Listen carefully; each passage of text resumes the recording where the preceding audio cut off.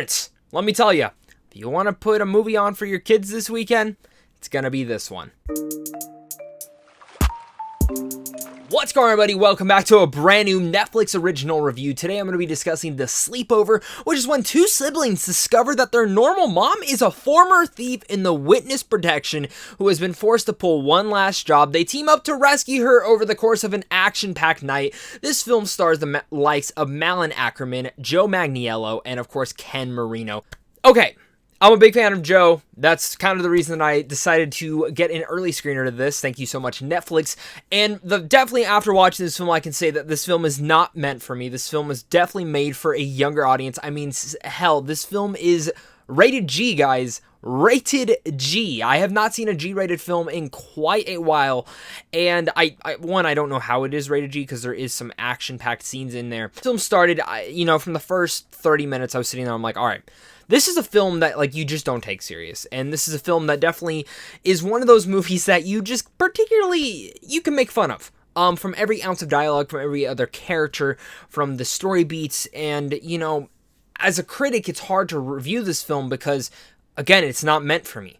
But if I were to have kids and I wanted to show them this, I think a great family film is something that's good for kids and adults. And The Sleepover isn't great for adults. In fact, it's totally a kids film, which is kind of disappointing because I think the concept is actually a lot of fun, and I think it could have been mixed in a tone-wise for both of those, but it just didn't work for me particularly. First, usually I like to start with the pros when it comes to reviews, but I do want to get rid of my cons right out of the way because, again, this film is not meant for me. There are cringy moments that are supposed to be absolutely hilarious, but they're not. It feels like a straight-up Nickelodeon VOD film that at times it's so bad it's hilarious. I mean, there were moments, there are lines in here that are like, "Are you going to kill me with those carbs?" Like some enemy says, and I'm like, really? That's what you're gonna say? There's nothing against the performances in here because these kids and these actors were given what was given to them on the material. Will Simpkins tries his best in here, and I think he's decent for the material, again, that he was given, but he is the cringiest part about this and probably easily the most annoying character in here as well. He starts out a little bit charming, and I'm like, this kid's cool. I like him, but then he's overused. He's one of those characters that should have been a side character nonetheless, and it's one that just kept getting in the way. That he has most of the cringiest lines in here, and it's not even his delivery, it just, again, is the tone of this film. And the two stories that kind of go about there's this spy thief story going on with this one, with the group of adults, and then there's this one mystery Leonardo da Vinci type stuff with the kids trying to find the mom.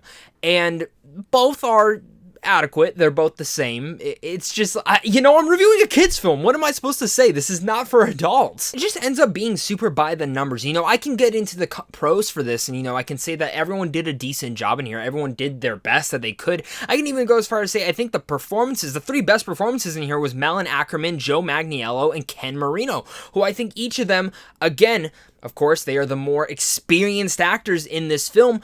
Each of them were very entertaining for the material given, and I think that's because I'm a little bit older. Those are the ones I'm going to be more pertained to. I'm going to say that they're giving the best performance in here, but at least they were entertaining me mildly, and especially Joe Manganiello, who I think actually just steals the whole entire show in this film. I think he is the reason to actually watch this film. I think that's the reason that adults will come to watch this film and actually make it through without dozing off when they're watching it with their kids. Yes, there are fun spy little elements that actually kind of reminded me of Spy Kids from when I was younger, which I love Spy Kids, but you revisit Spy Kids nowadays and it particularly doesn't hold up the best, and I think The Sleepover is going to kind of be that for a lot of younger kids in this generation. Of course, before I give you my final thoughts on The Sleepover, guys, make sure to get in a comment down below and let me know your guys' thoughts. Are you guys excited for this film? Are you not? Let's discuss it all down below in the comment section, as well as hit that like and subscribe button so you don't miss out on content like this over here on a daily basis. Head on over to Samsung Films on how to see films early, and of course, it's a big day to you and a big day to my Patreon supporters, because without you, I wouldn't be able to do this. Sleepover is not my type of film. This film is for a way younger generation that will absolutely really have fun with this.